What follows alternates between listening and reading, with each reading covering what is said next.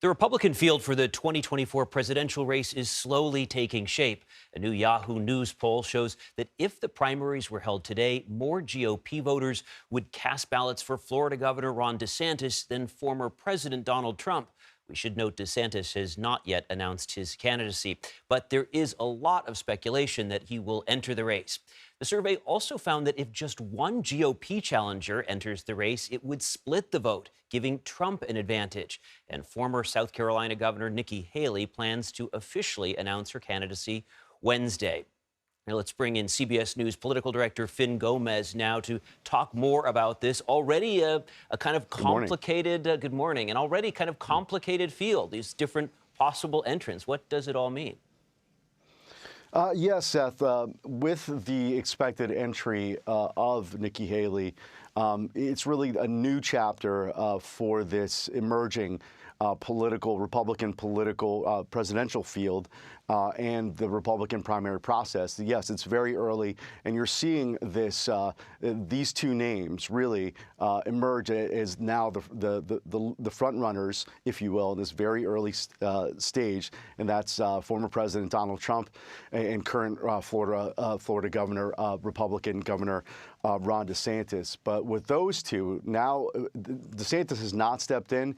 Nikki Haley, but it could be later, but could be much later, could be after the session in Tallahassee. So now with Nikki Haley entering this race, Seth, you're really looking at a new phase. And I think that, or likely entering the race come this Wednesday, you're looking at a new phase. And you should see just more activity. And just aside from Nikki Haley's South Carolina announcement, you also have Mike Pence, who's going to be in Iowa that day. Kristi Noem, the South Dakota governor, she's going to be in D.C. speaking at a Trump-aligned think tank. So you have this increased activity, and I think you're going to be seeing more of that as the coming weeks ensue. Talk about strategy. How do you set yourself apart when you're someone who isn't Trump running against Trump?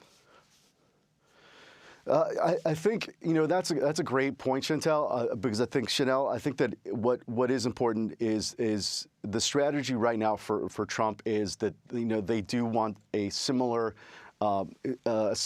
field to the 2016 cycle. At least that's what sources close to Donald Trump tell me. And that is because in 2016, there was this field that fractured essentially in the same lanes, if you will. There was Jeb Bush versus Marco Rubio, who were in the same lane. And Donald Trump then, with his 25% more, would sail through the Republican primary process. And people close to Trump tell me that that's a similar strategy that they think they can do if there are more potential rivals in the race, and we'll see. There's also to other people that I've spoken to who are closer to the emerging campaigns or the potential campaigns. They say this is not 2016. It's a different layout.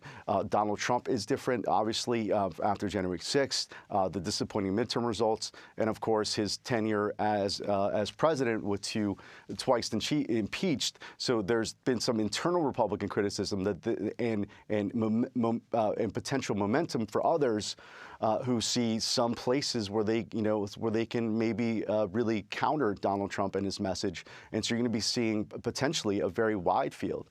Now, former Vice President Mike Pence is said to be considering a bid for the White House. He's also, of course, at the center of those two Justice Department investigations. What impact might that have on this potential announcement and any sort of campaign? That's a really good question because, as I mentioned, Pence is in Iowa. He is visiting these early states. He's hiring. These are all markers and indicators of a likely emerging presidential bid. And so we're seeing that. And so there hasn't been any stoppage. There hasn't been any, there hasn't been any change since the news about these investigations on Mike Pence. There's still, it's still this likelihood that he may jump into the race. Now, you are hearing, I did speak to some Republicans over the weekend privately about this, and they did tell me that, Pence is hampered by January 6th and the fact that many in Trump's base still criticize him for not interfering with that process on January 6th, 2021. So he still may have an obstacle throughout the Republican primary process because of that. The again, those Trump supporters would be critical of that still, and through this process. So that's another thing we should be keeping an eye on.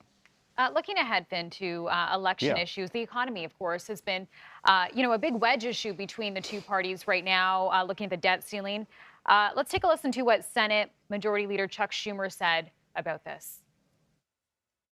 The bottom line is that we never did what McCarthy is doing. Brinksmanship, holding hostage, saying, I won't do the debt ceiling. I won't raise the debt ceiling and pay the debts that, of course, we've incurred unless I get certain things that I want. I'll make 2 points to that. 4 times Democrats, even when Trump was in power, even 2 times when Trump and the Republicans had the House and Senate, we could have blocked it. We did not play brinksmanship. We have never played brinksmanship on this issue. So as we heard there, Schumer sort of accusing Republicans of holding the economy hostage. Right. Finn, talk a bit about how you see this playing out.